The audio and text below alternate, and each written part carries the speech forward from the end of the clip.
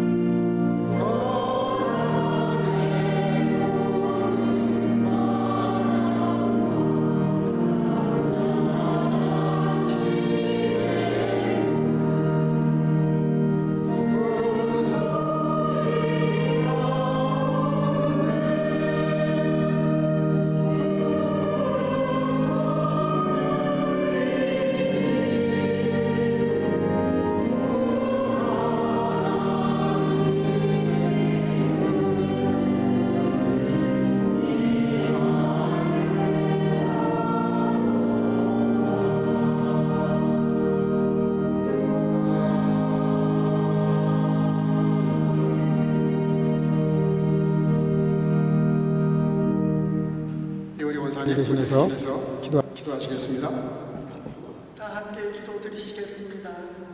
사랑과 은혜의 아버지 하나님, 오늘 주님의 날, 주님의 자녀들 원근 각처에서 모아주시었고 성령과 진리로 예배드릴 수 있도록 불러주심에 감사를 드립니다. 영벌에 처할 저희를 영생으로 옮겨주신 주님, 실수하고 넘어지고 꿈을 많은 저희들이지만 십자가 용서의 은혜로 날마다 다시 일으켜 세워주심을 감사드립니다. 언제나 좋은 것 주시기를 기뻐하시는 주님, 아름다운 성전을 마련해 주시고 이제 더욱 힘써 주님 앞에 가까이 나아오며 합력하는 독일교회, 가나교회와도 아름다운 친교가 이루어져 주님 기뻐 받으시는 사랑의 공동체, 믿음의 공동체로 주님 축복하여 주시옵소서. 줄 줄 모르는 세계 도처의 전쟁, 고통, 아픔, 극치를 향해 가며 통제하지 못하는 무력 속에 놓여 있습니다. 주님 긍휼히 여기시어 전쟁의 공포, 총성이 속히 멈춰지기를 간구드립니다. 도우시는 성령님을 의지하며 주님 주시는 참 평화 만나기를, 열방의 평화 오기를 소망합니다. 뉴스를 통해 우리 조국 대한민국의 어지러운 정치 형국, 혼란스러운 사회상을 듣습니다. 유정자들이나 국민 모두 자각각성하여 하나님 경외하는 경외심으로 평화와 화합으로 나갈 수 있기를 간절히 기도합니다. 주님 도와주시옵소서. 이 시간 말씀을 선포하시는 목사님, 성령의 권능으로 그 말씀 대하게 하옵시며 주시는 말씀이 힘과 능이 되어 우리 모두에게 복음의 전달자로서의 역사 일어나게 하옵소서. 성가대의 찬양을 흥행하여 주옵시고 주일학교, 명상팀, 통역부, 청년부, 봉사부, 예배를 위해 섬기는 각 부서마다 지체마다 주님의 영광 드러내는 자녀된 삶을 축복하여 주옵소서. 주님 기뻐 받으시는 예배 드리기를 간구드리오며 우리를 구원하신 예수님 이름으로 감사하며 기도 올리옵나이다. 아멘.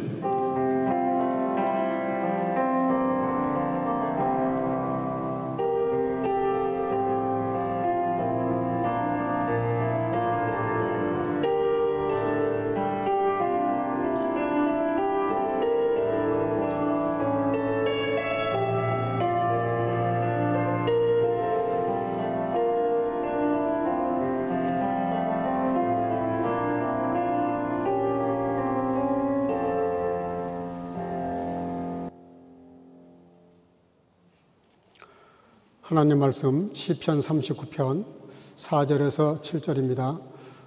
우리 한 목소리로 같이 천천히 읽도록 하겠습니다. 시작.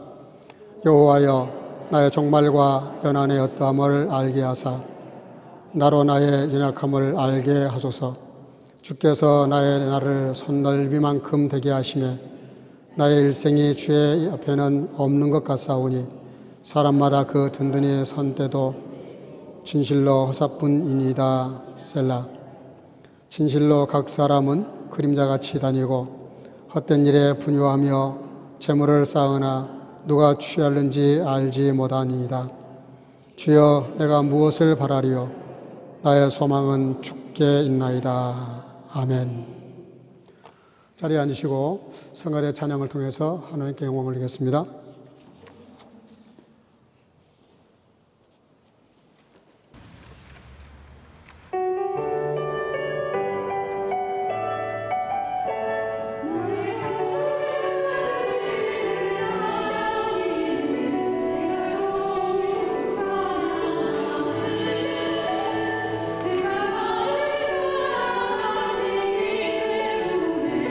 나를 사랑하시기 때문에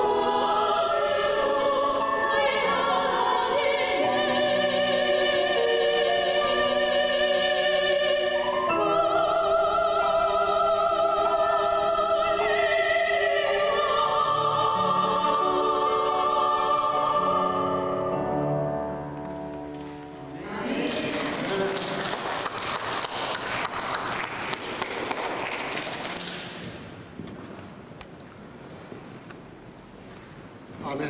귀한 찬양 감사합니다. 우리가 너무나 잘 알고 있는 크리스토퍼 콜럼버스를 아시죠? 1492년 스페인의 후원을 받아서 서쪽으로 항해를 합니다. 목표는 인도를 가는 거였습니다. 동인도를 가는 거였는데 당시에 향신료가 그렇게 비싸게 잘 팔렸다고 합니다. 1492년 8월 3일이죠. 산타마리아 핀타 니냐라고 하는 새 배를 가지고 출발을 합니다. 계속해서 서쪽으로 가다 보면 콜럼버스는 당시에 지구가 둥글다는 걸 알고 있었습니다.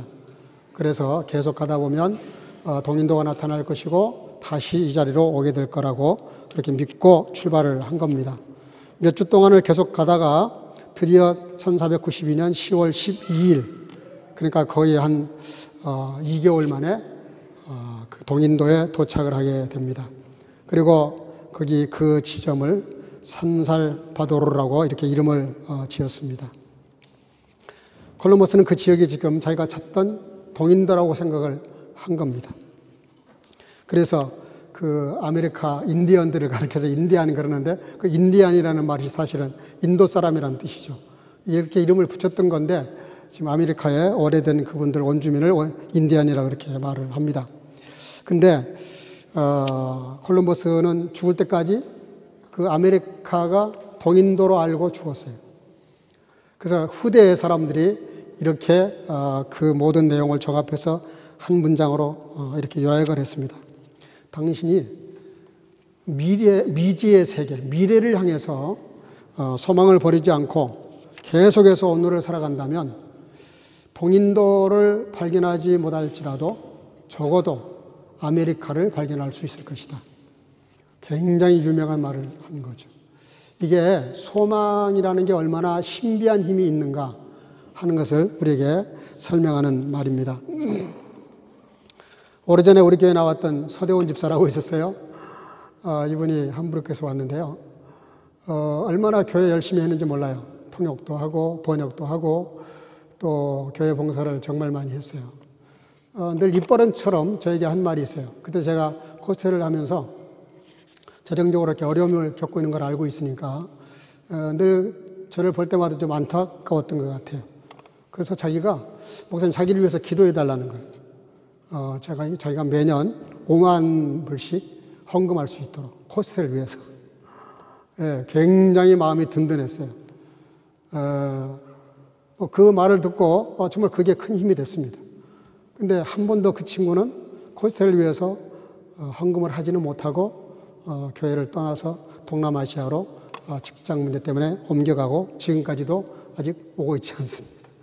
근데 놀라운 건요, 그때 그렇게 저에게 매년 5만 불씩 헌금하게 자기를 위해서 기도해 달라는 말, 그게 저한테는 엄청난 힘이 됐어요. 예, 그래서 이렇게 마음으로 지지해 주는 사람이 있고 실제로 이 친구가 정말 사업이 잘 돼서 돈을 잘 벌면 뭐 5만 불씩 후원해 준다면 뭐 강사비 그 후원금 때문에 우리가 원하는 강사를 초대하지 못하는 일은 결코 없겠구나, 이런 생각 때문에 굉장히 큰 힘이 됐습니다. 그 소망이라고 하는 것, 뭔가를 기대한다는 것은 우리가 생각하는 것 이상의 힘을 발휘합니다. 그 친구의 그런 말 한마디가 언제 줄지는 모르지만 그래도 큰 힘이 돼서 용기를 얻고 더 일을 하게 되더라 이 말이죠. 지금도 그렇게 무명으로 이렇게 열심히 도와주는 분들이 많이 계시지만 그런 분들이 얼마나 큰 힘이 되는지 몰라요. 모세의 삶의 태도에 대해서 히브리서 기자는 이렇게 말합니다. 히브리서 11장 26절인데요. 우리 다 같이 한번 읽어볼까요? 시작. 그리스도를 위하여 받는 능력을 애굽의 모든 보화보다 더 큰 재물로 여겼으니 이는 상주심을 바라봅니다. 아멘. 그러니까 모세가 그 많은 환난을 겪죠. 뭐 망명을 가기도 하고 40년이 넘도록 처갓집에서 양치기를 하고 정말 무명의 시절을 그렇게, 왜냐하면 왕궁에 살던 사람이 무명의 사고를 산다는 건 굉장히 고통스러운 일입니다. 그러나 그런 모든 것들을 겪었고 참고 이겼던 것은 소망이 있었다는 거예요. 소망이. 이렇게 해서 하나님이 결국은 나에게 뭔가 상급을 주실 것이다. 이런 상급을 기대했기 때문에 그렇게 살았다는 것이죠. 여러분, 동물들도요, 그 앞을 내다볼 줄 아는 그런 미물들이 많습니다. 그 많은 종류들 중에서 사람도 잘 모르는데요. 우리나라 속담에도 그런 말 있잖아요. 까치가 울면 손님이 온다. 실제로 그런 일들이 자주 일어납니다. 또 제비가 이렇게 낮게 날아가면 비가 온다 그러죠. 그것도 제비, 우리는 잘 모르잖아요. 우리는 이제 요즘은 워낙 날씨 예보를 잘 하지만 잘 모르는 때가 있었어요. 근데 그렇게 짐승들도 뭔가 이렇게 내다볼 줄 알고 앞 시간을 보는 그런 동물들은 재난을 피할 수 있다는 거예요. 예. 지진이 나고 문제가 생겨도 살아남더라는 거죠. 그걸 이렇게 벌써 미리 느끼는 거죠. 요한복음 1장 40절에 이하에 보면 베드로에 대해서, 베드로가 원래 시몬이었는데요. 베드로에게 예수님 뭐라 그러시냐면은 장차 내가 게바라 할 거다. 그래요. 게바는 아람어고요. 베드로는 헬라어인데 다른 표현이지만 같은 뜻을 갖고 있습니다. 그게 뭐냐면 네가 반석이다. 근데 예수님이 베드로에게 너는 반석이다. 이렇게 말씀하셨을 때 절대로 반석 될 만한 사람이 아니에요. 너무 약한 사람이야. 다혈질이어가지고 성질 하나 다스리지를 못해가지고 아무것도 아닌 일에 화를 내고, 그리고 이렇게 예수님을 모른다고 부인하고, 그런데도 예수님께서 왜 너의 이름을 장차 게바라고 말씀하셨을까요? 예수님도 베드로를 바라보시면서 지금은 한심하지만 네가 나를 모른다고 부인할 거 아시지만 지금은 그래도 네가 앞으로 나에게 3년 반 훈련받고 그리고 성령이 임재하시면 너가 반석이 될 거다. 그렇게 미리 내다 보신 것이죠. 안나라는 여인도 마찬가지입니다. 20살 때 결혼해가지고 7년 살고 과부가 돼요. 27살에 과부가 됐으니 얼마나 힘들고 어렵겠어요. 그런데도 84년을 이 성전을 섬깁니다. 온갖 굳은일을 다하면서 성전을 섬기는데 그 이유가 뭐냐면 메시아, 어린 아기 메시아 탄생을 자기가 꼭 보고 죽겠다는 그런 꿈이 있었단 말이에요. 그러니까 그런 꿈이 없었으면 어떻게 그 성전을 섬겼겠어요? 84년을 결혼도 하지 않고. 제 비전의 제5강선의 신비 입문제라는 책이 있습니다. 저는 읽지는 못했는데 이 글을 읽고 쓴 글을 보니까 정화도약이라는 말이 있어요. 물이 이렇게 강에서 흘러내려갈 때 흐르다 보면 바위가 있을 수도 있고 장애물이 있을 수 있고 이게 굽이친단 말이에요. 그런다고 물이 멈추지 않는다는 거죠. 방향은 좀 틀릴지 몰라도 계속해서 물이 흐른다, 그런 뜻입니다. 무슨 뜻이냐면 아무리 힘들고 어려워도 목적지를 향해서 간다는 거죠. 타이타닉 영화 주제곡을 부른 그 팝의 디바라 그러죠. 셀린 디온. 그 My Heart Will Go On이라는 노래를 불러가지고 세계적인 히트를 쳐서 유명한 사람이 됐는데 100만 명 중에 걸린다는 그런 경직성, 근육, 마비에 걸렸어요. 실제로 저도 그 기사를 봤는데요. 이런 그 병에 걸린 한 여인이 있었는데 너무 고통스러운 거예요. 고개를 돌릴 수도 없고요. 그 허리가 펴지지도 잘 않고 한번 이게 굳어지기 시작하면 이게 1시간을 앉아도 2시간을 앉아도 움직일 수가 없는 정말 고통스러운 병이에요. 근데 이분이 기도를 했답니다. 하나님께 기도를 했다. 이런 상황에서 내가 할 수 있는 일이 뭘까요? 저에게 길을 열어주시고 소망을 잃지 않게 해주세요. 기도를 했답니다. 근데요, 정말 놀랍게도 하나님의 기도를 응답하셨어요. 그림을 그리는 화가들, 조각하는 분들이 이분의 소문을 듣고 그분에게 그 자기가 그리고자 하는 그림의 얼굴을 가지고 있으니까 모델로 좀 할 수 없겠냐. 그래서 정말 이 모델을 했답니다. 근데 얼마나 모델을 잘하겠어요. 일부러 참으려고 그러면은 이게 1시간 움직이지 않고 그대로 있는다는 건 거의 불가능해요. 근데 이분은 1시간, 2시간 끄떡도 없어. 움직일 수가 없으니까. 그래가지고 이분 통해서 엄청난 작품을 많이 만들어서 작품을 남기고, 그러면서 자기도 기쁨을 얻게 되고 즐거움을 얻게 되니까 점점 몸이 치유가 돼가더라는 거예요.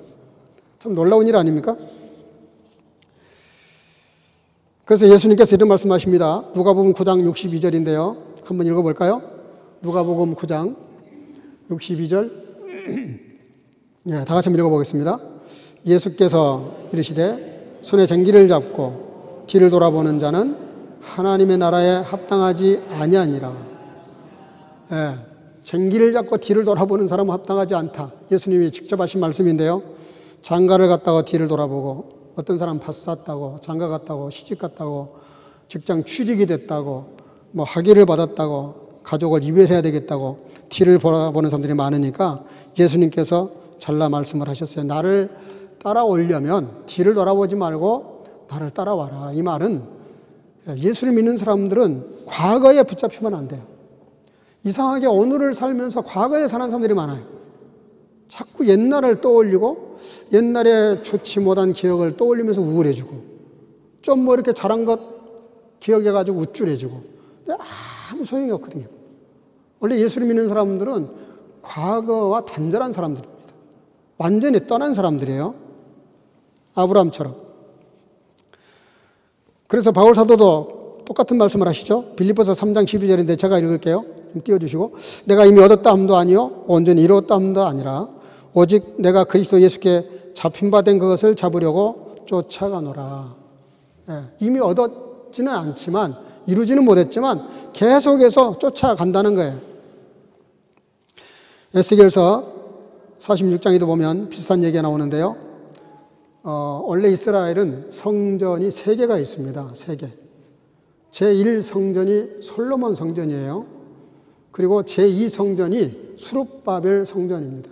이건 실제로 건물을 지었던 거고 다 파괴가 돼요.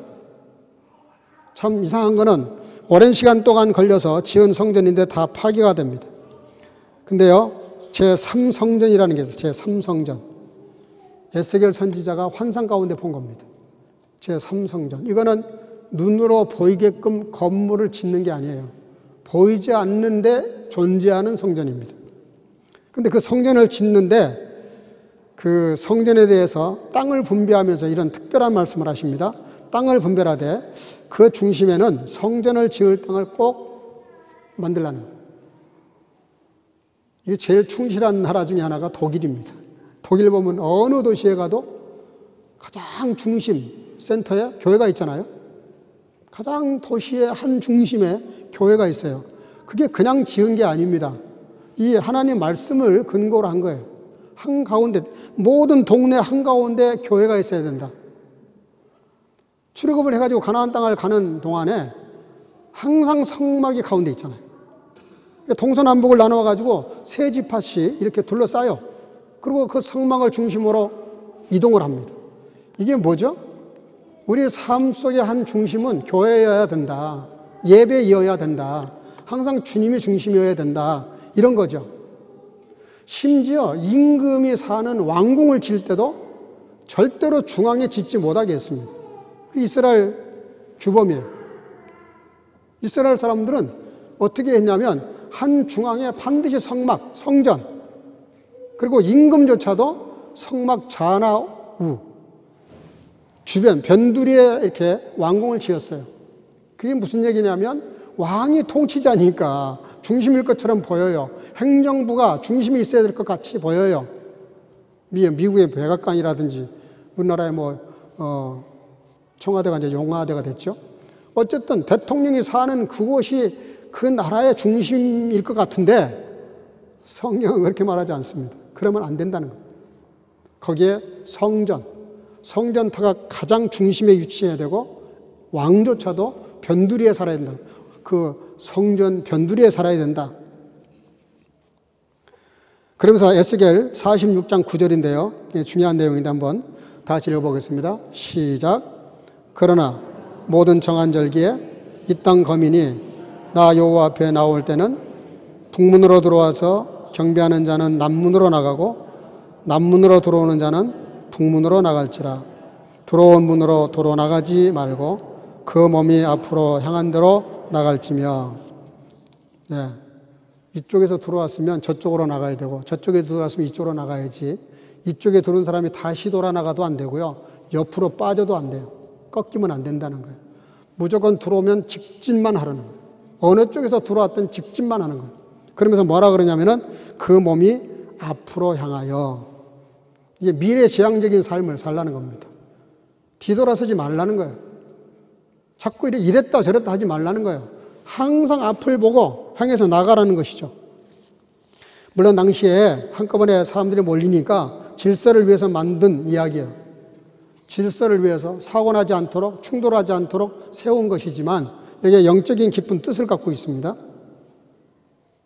항상 앞을 향해서 나가라. 소망을 가지고 살아라. 자꾸 뒷일을 기억해서 스스로 괴롭히지 마라. 항상 미래지향적으로 살아야 된다. 쉽게 말하면 오늘 살면서 내일을 사는 사람이 참 많거든요. 오늘 살면서 과거에 사는 사람이 많아요. 근데 성경은 오늘을 살지만 미래를 살아가라는 것이죠. 비전을 갖고 꿈을 갖고 소망을 가지고 앞을 향해서 나아가라. 앞을 향해서 나가는 사람들은 삶의 태도가 다를 수밖에 없어요. 여러분, 사무엘상 17장에 가서 보면 다윗과 골리앗 얘기가 나옵니다. 당시에 그 골리앗이 어마어마한 존재였습니다. 왜냐하면 그 장수 사울도 벌벌 떨고 이스라엘 모든 장수들이 다 벌벌 떨어요. 감히 칼을 들고 나가 전쟁할 엄두를 못 냅니다. 왜? 골리앗이 워낙 크니까, 워낙 세니까. 아니 평소에는 큰 소리 빵빵 치던 사람들이 막상 블레셋에서 골리앗이 오니까 다 비굴해지는 거예요. 다 이 핑계 전 핑계를 대고 싸우러 나가려고 하질 않아. 왜 그랬을까요? 모든 백성들은 골리앗을 쳐다본 거예요. 키가 3m가 다 되는 그런 장부가 칼 하나 무게가 7kg야, 7kg. 그런 어마어마한 칼을 들고 나와서 소리를 한번 지른데 보니까 막 땅이 우렁우렁 울립니다. 감히 누가 그 앞에 싸우러 나가려고 그러겠어요. 근데 아직 젖살도 빠지지 않는 다윗이라는 어린 소년이 네가 우리를 뭘로 알길래 감히 하나님을 믿는 사람들을 욕보이면서 까부냐. 그러면서 다윗은 골리앗을 보긴 보는데 골리앗만 보질 않아요. 다윗은 하나님을 봅니다. 하나님을 한번 쳐다보고 골리앗을 보니까 하나님이 어떤 분이야. 하나님이 어마어마하신 분이잖아요. 그분을 보고 골리앗을 보니까 이건 아무것도 아니야. 이거는 뭔 저런 쓰레기 같은 놈이 감히 우리 믿는 사람들을 하나님 백성들을 욕보이지. 화가 나는 거야. 이게 화가. 그러니까 오히려 너 덩치 한번 커서 좋단 말이야. 그러니 물맷돌 던져가지고 맞추기가 얼마나 좋겠어요. 덩치가 크니까. 그러니까 다윗이 왜 골리앗을 그렇게 우습게 봅니까? 하나님을 바라보니까 이 골리앗이가 아무것도 아닌 거라. 아무것도 아니에요. 우리가 왜 문제 앞에 함몰되고 쓰러지고 절망하고 낙심하고 포기합니까? 그 문제가 너무 크게 보이는 거예요.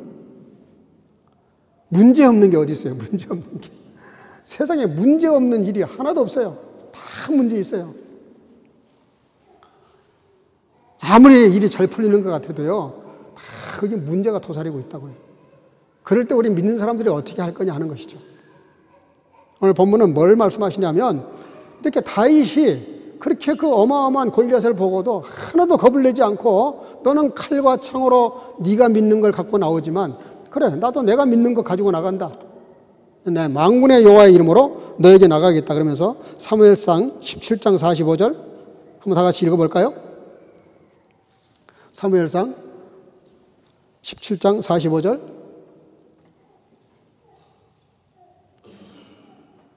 그냥 제가 읽을까요? 너는 창과 칼과 단창으로 내게 오거니와 나는 만군의 여호와의 이름 곧 네가 모욕하는 이스라엘 군대 하나님 이름으로 내게 가노라. 그래서 골리앗을 깔끔하게 아주 간단하게 해쳐버립니다. 여러분 하나님을 바라보시기를 주의 이름으로 축복합니다. 주님을 바라보면 아무리 내 앞에 있는 과제가 크고 어려워도요, 그거 아무것도 아니에요. 근데 그 문제를 자꾸 집중해서 보면 문제가 점점 커집니다. 나중에 문제 앞에 그냥 깔려가지고 주저앉을 수밖에 없어요. 오늘 본문에 다윗이 이 소망을 말하기 전에 한 두 가지를 얘기해요. 참 아이러니하고 반전이기도 한데요. 다윗이 어려운 일을 많이 겪다 보니까 너무 절망이 됐어요. 자기는 하나님을 열심히 믿고 말씀대로 사는데도 불구하고 자꾸 원수들이 많아. 대적하는 자들이 많고 자기를 무너뜨리려고 그래. 예, 그러면서 다윗이요, 그런 공격 앞에서 다윗이 생각을 합니다. 생각을 하는데 그 생각이 뭐냐면 자기 실존에 대한 생각을 하는 거예요. 내가 어떤 존재인가. 오늘 본문인데요. 시편 39편 4절 5절 한번 읽어볼까요? 다 같이 시작. 여호와여 나의 종말과 연한이 언제까지인지 알게 하사 내가 나의 연약함을 알게 하소서. 주께서 나의 날을 한 뼘 길이만큼 되게 하시매 나의 일생이 주 앞에는 없는 것 같사오니 사람은 그가 든든히 서 있는 때에도 진실로 모두가 허사뿐이니이다. 아멘. 다윗이 발견한 자기 자아에 대해서 뭐라고 말을 해요? 도대체 내가 몇 살을 살지 모르겠다는 거, 언제 죽을지 모르는 그런 존재다는 거, 그걸 뭐라고 말했냐면 주께서 나의 날을 한 뼘 길이만큼 되게 하셨고 나의 일생은 하나님 앞에서 생각해 보면 없는 것 같다. 그렇죠. 영원하신 하나님 앞에 우리 인생이 뭐 얼마나 되겠어요. 100년만 지나봐. 여기 아무도 없어요. 여기 존재하는 저와 여러분들 중에서 100년 지나면 여기 아무도 존재할 사람 없습니다. 다 주님 나라 가 있던가 지옥에 가 있던가 둘 중에 하나 가 있겠죠. 그렇게 아무것도 아니란 존재, 자기 존재에 대해서 이해를 해요. 다시 말하면 자기를 보니까 절망이라 절망. 이런 한 뼘 길이도 안 되는, 하나님 앞에는 존재 자체가 안 보이는 허무한 인생이라는 걸 안 거죠. 근데요, 성경을 보면 참 아이러니하게도 그런 절망 가운데서 주님을 만나고 절망 가운데서 소망을 갖고 절망 가운데서 희망을 보는 사람들이 많아요. 여러분들 잘 아시는 나오미 아시잖아요. 나오미. 흉년이 드니까 먹고 살자고 모압으로 내려갔다가 남편도 잃고 두 아들도 잃었어요. 얼마나 정말 비참합니까? 뭐 남편만 잃었으면 그것도 이해하겠는데 두 아들까지 잃었다는 거는 이거 완전 절망이죠. 그러니까 그 자부들한테 너희들 고향으로 가라. 그러니까 가죠. 가는데 룻만 그렇게 하지 않아요. 그 룻이 시어머니를 따라오려고 그러니까 시어머니가 뭐라 그래요? 내가 너를 위해서 다시 시집 가가지고 아이를 낳는다고 하자. 그것도 아들을 낳는다는 보장도 없지만 아이를 낳는다고 하자. 아들을 낳았다고 하자. 얘가 언제 커서 너하고 또 결혼해가지고 네가 희망이 생기겠냐. 무슨 얘기 하는 거예요? 너 나 따라와 봤자 절망이다. 아무런 기대하지 마라. 너 나 따라오면 신세 망치는 거야. 너 이제 완전히 끝나는 거야, 인생. 따라오지 마. 나를 봐, 나를. 내 남편도 잃고 두 아들도 잃은 나 같은 여자를 따라와서 네가 무슨 소망이 있겠냐. 정말 절망 그 자체죠. 근데 룻은 뭐라 그래요? 아니라는 거예요. 룻기서 1장 16절인데요. 한번 같이 읽으면 좋을 것 같은데요. 룻기서 1장 16절. 혹시 내가 안 보냈죠? 안 보낸 것 같아요. 제가 읽을게요. 룻이 이르되 내게 어머니를 떠나며 어머니를 따르지 말고 돌아가라 강권하지 마옵소서. 어머니께서 가시는 곳에 나도 가고 어머니께서 머무시는 곳에 나도 머물겠나이다. 어머니의 백성이 나의 백성이 되고 어머니의 하나님이 나의 하나님이 되시리니. 말도 안 되는 소리를 합니다. 엄마 나한테 자꾸 가라 그러지 마세요. 어머니께서 가시는 곳에 나도 가고 어머니께서 머무시는 곳에 나도 머물고 어머니의 백성이 나의 백성, 어머니의 하나님이 나의 하나님이 될 것입니다.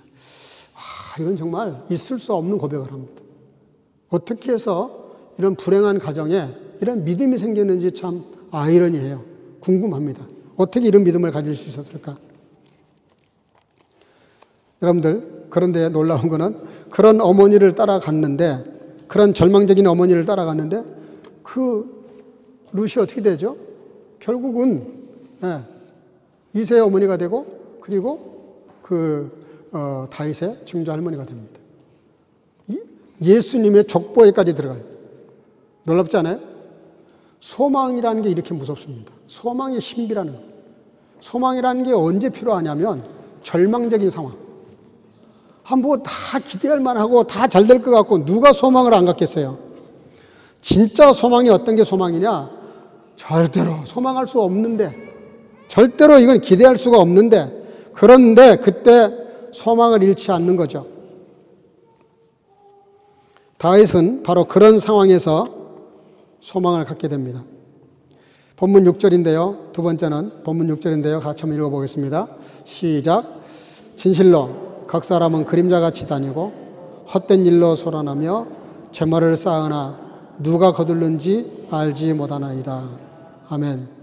인간의 모든 대다수는 거의 99%라고 해도 과언이 아닌데 다 소유를 위해서 애를 씁니다. 소유. 근데 어떤 영상인가 내가 짧게 본 것 같은데요. 참 재밌는 영상이더라고요. 아까 말한 대로 100년이 지나면 어떤 일이 벌어질까요? 당신이 살고 있는 집, 다른 사람이 살고 있을 거고, 당신이 타던 차, 다 다른 사람이 타고 있을 거고, 당신이 그 자랑하던 것들 다 다른 사람들이 누리고 있을 건데, 당신의 자손들도 당신이 죽은 다음에 몇 년 동안 기억할까요? 그러면서 아주 그 근본적인 문제를 터치를 해요. 여러분, 왜 이런 말씀을 드리냐면, 정말 오늘을 지혜롭게 살려고 그러면 끝을 알아야 돼요. 우리의 끝을 알아야 지혜가 생깁니다. 그렇잖아요? 우리가 끝이 어떤 걸, 결과를 알아야 되는데, 많은 사람들이, 특별히 저를 포함해서 우리나라 사람들은 죽음에 대해서 타부시해요. 잘 생각 안 하려고 그래요. 남의 일처럼 생각을 해요. 남의 동네 얘기로 생각하고. 여러분, 우리가 너무 잘 아는 얘기지만 올 때 순서가 있어도 갈 때 순서 없어요. 누가 먼저 갈지 몰라요. 어떻게 갈지도 몰라요. 그런데 많은 사람들이 뭔가를 소유하려고 그래요. 뭔가를, 재물을 소유하려고 그러고, 명예를 소유하려고 그러고, 학식을, 학문을, 많은 것들을 소유하려고 그래요. 그런데 그것이 아무것도 아니라는 거예요. 아무리 소란하게 인생을 떠들썩하게 산다고 하지만 네가 그렇게 열심히 번 거를 누가 거들는지 누가 알겠느냐. 그러니 내게 있다고 내 것이 아니라는 걸 알고, 그래서 우리가 신앙생활이 얼마나 유익한지 몰라요. 모든 게 하나님께 속한 것이기 때문에 하나님께 감사하며 산다는 게 얼마나 지혜 있는 삶인지 몰라요. 그래서 예수를 믿는 사람들은 소유의 여부에 관계없어요. 언제나 하나님을 소망하기 때문에 오라 그러시면 미련 없이 가는 거죠. 마지막인데요. 본문 7절 우리 다 같이 한번 한 목소리로 읽어보겠습니다. 시작. 주여 이제 내가 무엇을 바라리요? 나의 소망은 주께 있나이다. 아멘. 여러분, 다윗은 그가 그 많은 파란만장한 인생을 살면서 터득을 했어요. 아, 이게 그게 아니구나. 내가 이렇게 몸부림치고 바락바락 살지만 이게 다 허상이구나. 아무것도 장담할 수 있는 게 없구나. 내가 가지고 있는 것, 누리고 있는 것 언제 걷어갈지 모르는 거구나. 그걸 알게 된 거예요. 알게 되니까 다윗이 어떤 결론에 도달하냐면 오직 주님께만 소망이 있다. 아멘. 오직 주님께만 소망이 있다는 거예요. 근데 이거 여기까지 결론 오기까지 쉽지가 않아요. 제가 경험상, 체험상 좀 어려운 일을 겪은 사람들이 조금 깨닫는 것 같아요. 크게 몸이 아프든가, 쫄딱 사업이 망하든가, 뭔가 완전히 다 놓을 수밖에 없는 상황에 떨어지면 그때서야 아이고 내가 예수를 좀 잘 믿을 걸. 그리고 이 세상에 속한 건 어떤 것도 믿을 수 있는 게 없구나. 그걸 조금 아는 것 같아요. 저도 몇 번 비슷한 경험을 겪었는데요. 그러고 나니까 세상을 보는 눈도 달라지고 태도도 달라져요. 그런 것들이 별거 아니라는 걸 알게 됩니다. 제가 보내지는 않았는데요. 제가 읽을게요. 히브리서 6장 19절인데 우리가 이 소망을 가지고 있는 것은 영혼의 닭 같아서 튼튼하고 견고하여 휘장 안에 들어가나니. 하나님은 우리를 인생을 항로라고 표현했어요. 항로. 배를 타고 항해하는 것처럼 우리는 다 그런 인생을 사는데 배가 출항을 한 다음에 어디를 향해서 가냐면 또 다른 항구를 향해서 갑니다. 그래서 배가 정박할 수 있는 정도의 항만이 설치되어 있으면 괜찮은데요. 그렇지 않고 항만이 작잖아요. 그러면 그 항구에서 좀 떨어진 곳에다가 배를 정박하는데 그때 내리는 것이 닻이에요. 닷. 그 닷을 딱 내리면 아무리 바람이 불고 물결이 쳐도 물결이 흘러도 움직이지 않고 딱 고정할 수 있습니다. 그게 닷입니다. 성경은 뭐라고 말하냐면 인생이 견고한 때가 언제냐? 견고한 때가. 움직이지 않고 견고하게 설 때가 언제냐? 편안한 때라고 말하지 않아요. 뭘 다 이루었을 때도 아니에요.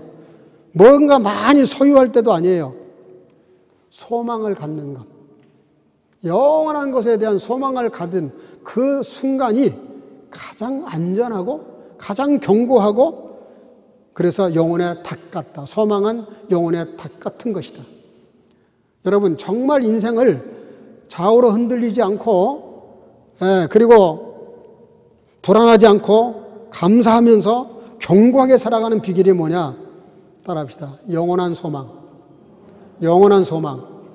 영원한 나라의 소망을 두고 사는 사람. 지금 오늘을 살지만 내일을 생각하고 미래를 생각하고 하나님의 나라를 생각하고 인간의 근본적인 문제를 극복하고 영원한 세계, 나와 약속하신 그 영생, 그것 때문에 내 아들 독자라도 너를 위해서 내어주시겠다고 말씀하신 그 하나님의 말씀을 믿고 그 사랑 안에 생각해봐요. 얼마나 저와 여러분들 사랑하시면은 하나밖에 없는 아들 독자를 내어주시겠냐고요. 여러분들이 아무리 사랑하는 사람이 있어도 어떻게 자기 아들 독자를 내줄 수 있겠어요? 근데 하나님은 저와 여러분들을 위해서 독자를 내어주셨다니까? 그 하나님을 믿고 그분을 소망하면서 오직 주님만 바라보면서 일을 하든 학문을 하든 뭘 하든 하면 견고하게 살 수 있어요. 근데 그 주님을 놓치고 다른 걸 붙잡는 순간 우리의 삶은 너무 허접하게 떨어집니다. 너무 흔들리는 거예요. 너무 불안한 거예요. 뭔가 뜻을 이루어도 불안해요. 왜냐하면 근본 문제가 해결이 안 되면 그렇습니다. 오늘 다윗은 이 흔들리는 세상에서 그 많은 공격과 그 많은 어려운 문제가 있는데 그런 어려움 속에서 견고하게 서서 초강대국, 통일 이스라엘 나라를 만들고 왕위에 올라서서 그 왕의 자리도 불안하고 불안했는데 오직 주님을 바라보는 순간 마치 골리앗이 쳐들어왔을 때 골리앗도 봤지만 골리앗보다 하나님을 바라봄으로 골리앗을 이겼던 그런 체험들을 되살리면서 오늘 하시는 말씀입니다. 오직 주께만 나의 소망이 있다. 이 은혜가 저와 여러분들에게 있기를 주 이름으로 축복합니다. 기도하겠습니다. 사랑과 은혜가 충만하신 아버지 은혜 감사합니다. 오늘도 주 앞에 나와 예배하는 시간에 오직 주님에게만 나의 소망이 있다고 고백한 우리 다윗 왕의 그 고백이 우리 모두의 고백이 될 수 있도록 인도해 주시고 그래서 오직 주님을 바라봄으로 어떤 상황에서도 흔들리지 아니하고 견고하게 서서 아버지 하나님 가장 안전하고 가장 평안하고 가장 견고한 삶을 살아가는 우리 모든 성도가 되게 수 있도록 축복해 주실 줄로 믿사옵고 예수님 이름으로 기도하옵나이다. 아멘. 말씀을 생각하시면서 539장을 부르시겠습니다.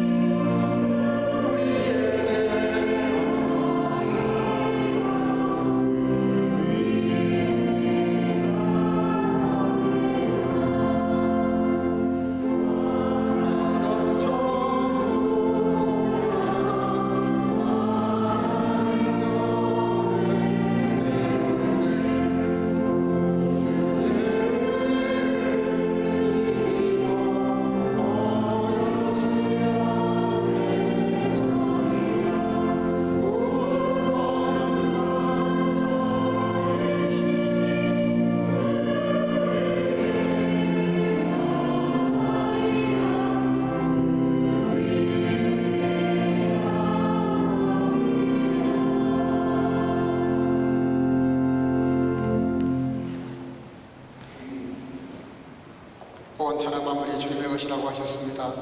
오늘도 저 변화와 예배하는 시간에 공수로 보이지 말라고 말씀하신 주의 말씀을 따라 받은 은혜가 만 가지인데 하나하나라도 주님께 기억하고 감사하며 11조를 드리는 성도들, 또 감사 예물을 드리는 성도들, 선교와 구제와 또 온라인으로 예배를 드리고 예물을 드리는 성도들, 주일헌금을 드리는 성도들과 어린 생명들 다 기억하시고 그 중심을 보시고 그 중심대로 갚아주셔서 넘치는 삶을 살 뿐만 아니라 많은 사람들을 부유하게 하고도 넘치는 인생을 살아가도록 두 손들어 축복해 주시기를 간절히 소나옵고, 우리가 예물을 드릴 때마다 어떤 사람도 의식하지 말고 오직 하나님만 중심으로 바라보면서 주님께 받은 은혜에 감사해서 예물을 드리는 모든 성도가 될 수 있도록 인도하심으로 이 예물이 하나님의 나라까지 상달될 수 있도록 주님의 축복해 주실 줄로 믿사옵고, 이 예물이 가닿는 곳마다 주의 복음의 오병의 역사로 아버지 나타날 수 있도록 축복해 주실 줄로 믿사옵고, 예수님의 이름으로 간절히 축복하고 봉헌하며 기도하옵나이다. 아멘. 몇 가지 안내 말씀을 좀 드리겠습니다. 오늘 이렇게 주일 보신 여러분들 고맙고요. 또 영상으로 푸죽해서 드리는 분들도 여러분들이 계시는데 부탁을 드립니다. 가능하면 이렇게 오늘 보니까 여기 몇 분만 이렇게 가운데 있는데 가능하면 좀 중심으로 이렇게 앉아주시면 좋겠습니다. 이렇게 가쪽으로 갈라지지 마시고 가능하면 안쪽으로 이렇게 해서 모아주시면 더 좋을 것 같아요. 오늘 또 이렇게 세 번째 예배를 드렸는데 그 가나교회가 저희들이 이 계약상 문서장에로는 이 교회당은 3시부터 쓰게 되어 있고요. 저쪽 장알은 4시부터 사용하도록 그렇게 계약서에 사인이 되어 있습니다. 또 오늘 가나교회가 찬송가 대회를 했다나 뭐 했다나 그래가지고 좀 늦어졌다고 3시 한 10분에 끝난 것 같은데 다음 주부터는 저희들이 3시 이전에 끝내겠다고 그렇게 약속을 했습니다. 그래서 혹시라도 가나 사람들이든 이 교회 측이든 누구하고 콘탁을 하게 될 경우는 제 집사람이나 한어진 집사에게 이야기해 주시길 바랍니다. 공식적인 루트가 거기니까 저도 가능하면 직접 콘탁을 안 하려고 그래요. 그래서 그 한어진 집사나 제 집사람에게 말씀을 해 주셔서 건의사항이나 있거나 무슨 문제가 있으면 말씀해 주시기를 바라고요. 그러니까 예배 시간은 3시 45분까지 오셔서 미리 좀 준비해 주시면 더 좋을 것 같습니다. 우리 인사합시다. 소망의 신비를 따라 삽시다. 주 이름으로 사랑하고 축복합니다.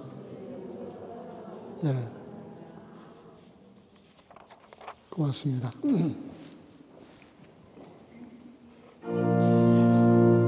하늘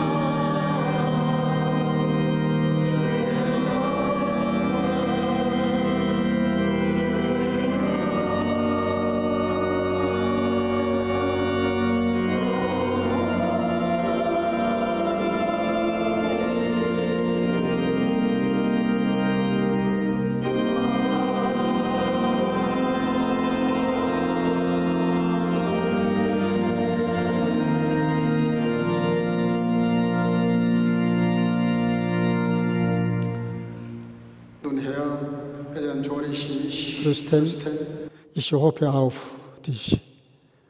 Die Gnade unseres Herrn Jesus Christus und die Liebe Gottes und die Gemeinschaft des Heiligen Geistes sei mit euch allen. 아멘. 주여, 내가 무엇을 바라리요? 나의 소망은 오직 주께 있나이다.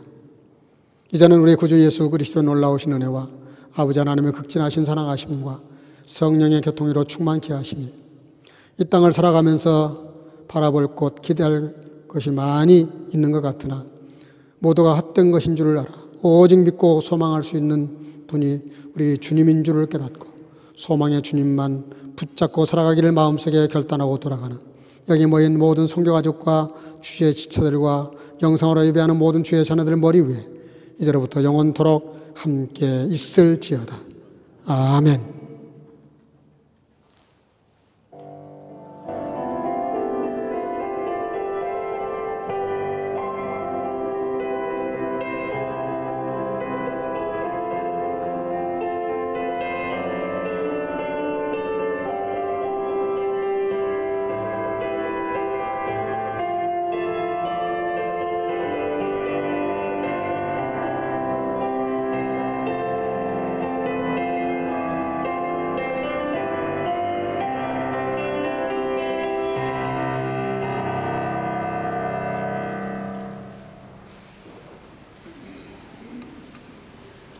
예, 잠깐만 자리에 앉으시고요.